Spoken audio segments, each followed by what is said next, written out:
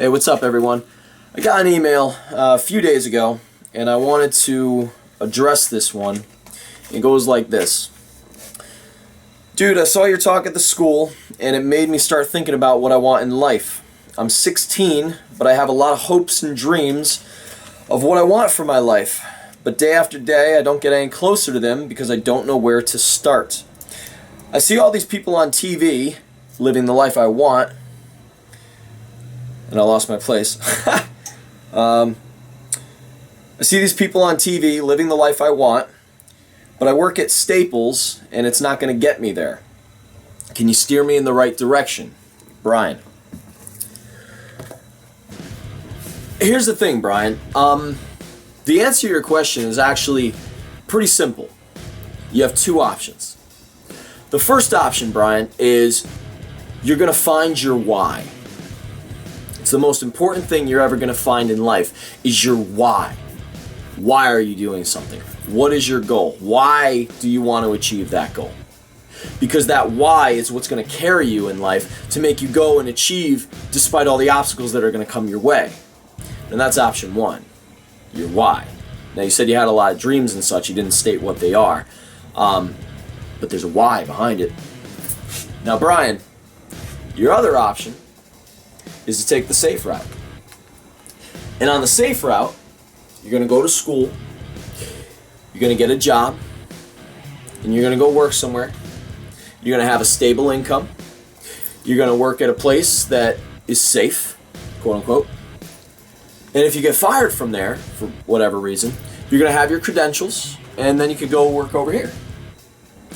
And you can keep doing that in your life and move up the corporate ladder, regardless, well, depending on which place you want to go work.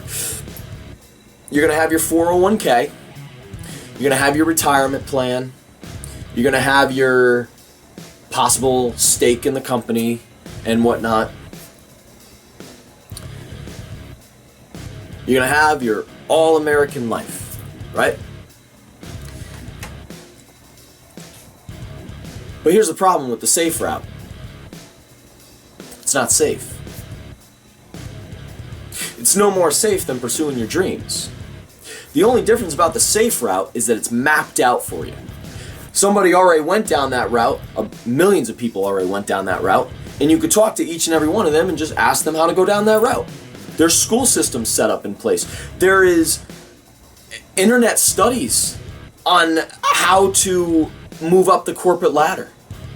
There's books like Career Warfare, which is a really good book. You should read it. But there's books like Career Warfare, which is going to teach you how to basically manipulate your way around the system and become a big player, how to manage yourself in those environments.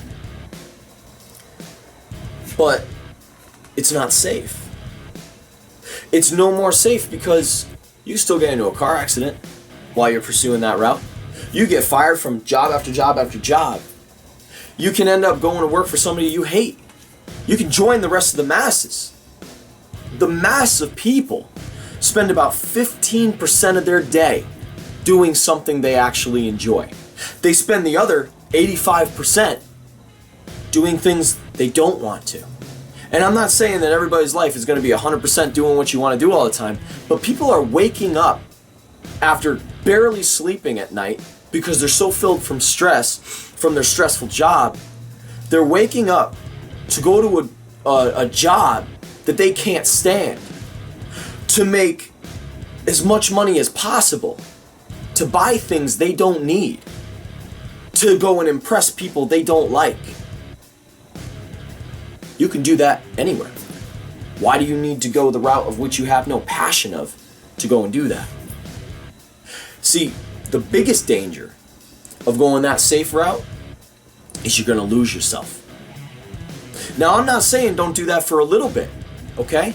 But you need to pursue what it is that drives you, that makes you happy, that you want to wake up every day with a bounce in your step and go, you know what? I may be doing this, but I'm building this. This is my baby. This is what I care about so much, right? The problem with the safe route is it robs you of your soul. in a lot of cases. And again, there are some exceptions out there who really like that, and that's fine. But for somebody who's really creative, which I'm getting from your emails, you said I have a lot of hopes, I have a lot of dreams. A lot of people who talk like that and who have real dreams, they're creative. Well, that creativity is really stifled in those type of environments. The biggest disservice that you can do in your life is to go and make somebody else's dream come true at the expense of your own. All right? Think about that. If you are a creative person and you want to build something, if you don't go and build that, you're going to go build somebody else's dream.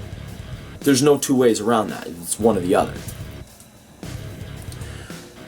So, if you're damned if you do that, and you're damned if you do this, well, here's why. Because nothing's mapped out for you. You got to forge your own path. You got to get your machete, go into the jungle, and you're going to fail. You're going to fail a lot over here. You're going to get the crap beaten out of you. You're going to fail. You're going to feel like it's a joke. Like you're a joke. You're going to feel like you can't accomplish what you have. And you're going to have loads of people telling you who are standing over here, a lot of them miserable, all right, are going to stand over here and say, hey, why don't you come over here with us? All right, because what you're doing isn't working. You're not making any money. You're not getting this off the ground. If you don't have your why, all right, that's what this video is about. You need to find your why. Because if you want to pursue a life that you're going to enjoy, that is going to be something that's enriching to you, you have to find your why. Without that why, as soon as the naysayers come out and they start saying to you, well, dude, like, let's say you want to play basketball. I don't know what your dream is, but let's say that you wanted to be, the next Michael Jordan, the next, LeBron James, whatever. When you first start shooting those baskets, dude, Michael Jordan, I don't remember the exact story about him, but I'm pretty sure he was kicked off the team and someone said he had no talent or something like that. And some coach, I think, took him under his wing eventually, but he was grinding over and over and over. He was up in the morning going out and shooting baskets. When you first start shooting baskets for basketball, you're going to miss. And if there's anybody standing around watching you at that time, they're going to go, dude, look, what are you doing? You're missing you're making 1 out of every 20 shots. You're going to be some MVP? You're gonna stay out here, dude? Like, we're going to eat dinner, man. Are you coming with us? We're going to the bar. Let's go party.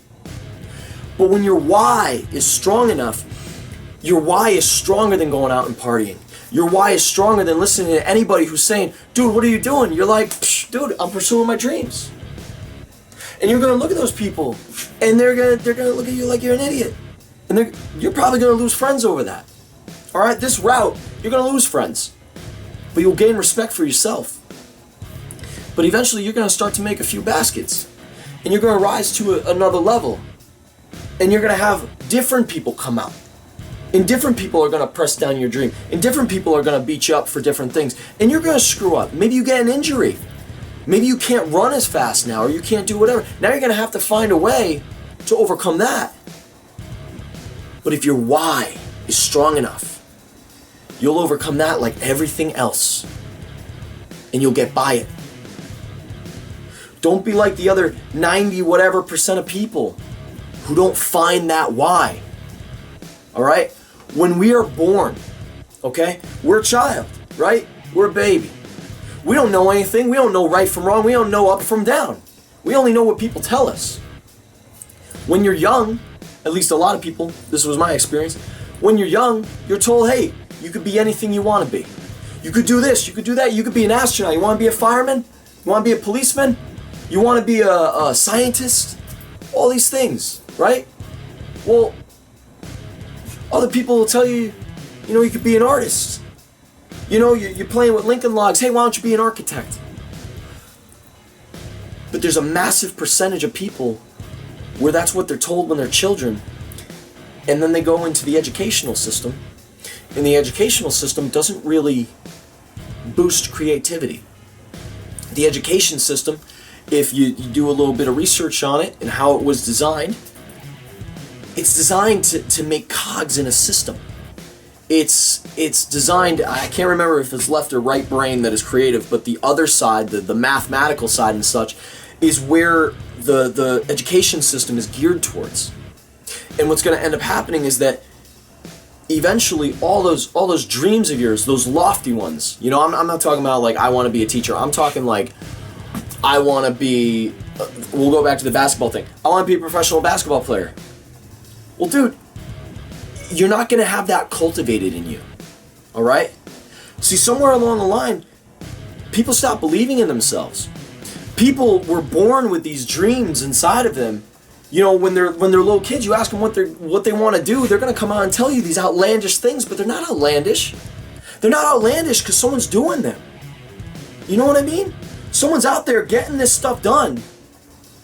But as the kid grows, you know, he gets some hits in life. He has some things take place that, you know, kind of beat him down a little bit. He's got to study for these tests, for this curriculum that doesn't matter to him. And in his dreams, they stop being cultivated. And like any other plant in life, if you don't water it, if you don't give it sun, if you don't do all that kind of stuff, well, the plant that is your dream is going to die within you. So you got to choose which route you want to take. And you say that you see all these people on TV who are living the life you want, who have the things that you want. I'm going to assume that you're looking at the good life. You're looking at the people with the you know, nice house or the cars or this, that, and the other. I'm going to tell you right now, money does not buy your damn happiness. Money definitely is a factor in happiness because of what it allows you to do. I mean, I got to be honest, the number one thing that money allows is for you to help to shape the world around you the way that you want it to be. Money helps you to bring your ideas to pass. You know, if somebody's hurt or something and they don't have the money to get things done and they don't have insurance or whatever, and it's 30 grand for whatever, and you've got that money, you go, hey, here, 30 grand, go take care of yourself. That's an awesome feeling. You know, you can buy nice things, you can do whatever, but don't get tricked by that good life. I never shut off my phone. I never shut off my phone when I do this stuff. I gotta learn that one day. Don't get tricked by the good life. But if you want it for the right reasons, again, if your why is right, and that's what you're seeing on TV, well, it is obtainable. But the problem is that people get stuck vicariously watching others live the lives they want to live while theirs passes them by. Because I want to ask you a quick question. If you are watching these TV shows, I don't even really watch TV anymore, so I don't even know which ones you might be referring to, but let's say there's some reality TV show, The Rich and Famous, and you can see all the things this guy can do and this, that, and the other. It came from somewhere, man. But you're watching that and you're going, God, I want that life. Now he obviously, either the person you're watching busted his ass to get there, or somebody, maybe his parents, maybe whatever, busted their ass to get to that point by grinding, by having a why so strong that it was stronger than I'm going to sleep now. You know, the why was strong enough to stay awake for a few extra hours and get things done. That why was more important than going out and drinking. That why drove them. So that's where that money came from. Or, you know, it came from ulterior means, which, whole nother story. But a lot of them, you'd be surprised how many people who are these millionaires and whatnot are self-made by grinding, by having a strong why. But the thing is, when you're watching these people and you get stuck on these TV shows that are so in your face that they like titillate your mind. Well, if you watch that show tonight and you're sitting on your couch and you're sitting there and you're kind of zoning out and you're watching it, just saying, God, I really want that. And then it's time for bed. You go to bed, you wake up, you do whatever you're going to do the next day, and then you're sitting there, you're watching that TV show. God, I really want that. Day in, day out, you're going to sit there and your life is going to pass you by. How many hours do you spend in front of that TV? How much time do you spend watching other people have the life you want? Other people... You're watching these people who you want to be, but you're you. And there is nobody going to step into your life and say, hey, listen, I heard that you had this dream. Here it is. If you find that guy, you tell me. Because that's a hell of a lot easier way to do things. But the problem in how you get caught up in that is because as humans, just the way that our psyches are programmed and such, you want to take the easiest route in life. You want to be able to be like water and just, there's an opening here. Like that, right? Path of least resistance. Well, when you watch something, your brain can't differentiate if it's real or not. Okay? It's really happening. That's why, when you watch something, you get hyped up. When you're watching these shows, for that short moment, that short time, when you're watching those shows, you are those people. You're experiencing the emotions and the feelings of the success of these people that you're watching on these shows. But you are no closer to getting them, to obtaining what you actually want. And the reason you're not closer to that is because you're taking the path of least resistance, because your why isn't strong enough. You have to develop your why. And I'm not saying you're going to have it by tomorrow. All right? My why took me 28 years to get to. Now you're 16. I'm going to say you're probably a little bit ahead of me when I was 16. I had big dreams, hopes, and whatnot, but I didn't have a lot of the tools that you had. All right? You can turn on YouTube, you can watch this video, you can get new ideas for things. You could go to another YouTube channel. You can get better ideas than you're going to get here. You can go outside, if you see something, you can Google how to do this, how to do that. Right? I'm telling you, if you take those hours that you're spending in front of that TV, watching other people live the life that you want, and you say screw that, because if you keep doing what you've done, you're going to keep getting what you've had. All right? Take that time, go out and grind. Do what you want to do. Find your why, because when your why is strong enough, you're going to find a way to do it. You said, I think you said in your email about how you don't really know how to go about it. I got a question for you. Do you like to eat? You like food? If I take you right now and I bring you in the middle of a forest and I don't tell you where you are and I leave you there, you're going to find a way to eat. You're going to sit there and you're going to be like, okay, well, I'm not too hungry right now, but I know I'm going to be hungry soon, and that's probably going to be really important. What do I remember from, I don't know, Discovery Channel or whatever? And you're going to start thinking, If you get hungry enough and you haven't figured out how to hunt yet, you're going to start eating leaves and grass, twigs. I don't even know. You're going to start eating, centipedes, whatever. Because your why is that if you don't eat, you're going to die. So what you need to remind yourself is that you're dying. Every second that goes by, every hour that you spend in front of that TV, every single moment that you can be pursuing these hopes and dreams of yours, that basketball team you want to join, every single moment can be spent researching, I don't even know, distances on the courts. Researching who's the best coach, finding some player who's already further ahead of you in the game that you want to join, and calling them up or getting in touch with them on Facebook and saying, listen, train me. I got the heart for that. Train me. You won't be disappointed. I want this.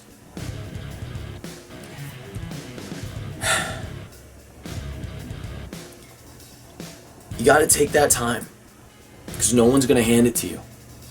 And as the time goes by, the clock ticks. The clock's ticking life away. And in the graveyard, are millions and millions of people whose hopes, dreams, inventions, ideas, creativity went to the grave with them. Find your why. Why do you want to do things? Because without that, you're just another person lost at sea. The last thing I want to leave you with about all those naysayers and all those people who are going to come out of the woodworking and tell you what you can and cannot do. You are the only one who tells yourself what you can and cannot do. It does not matter how big the ocean is. It does not matter how bad that storm is. Your boat is unsinkable unless that water gets in. All that negativity, that sea of negativity that you're going to encounter, pursuing your real dreams, pursuing your real hopes, if your why is strong enough, your boat cannot and will not fail. Good luck.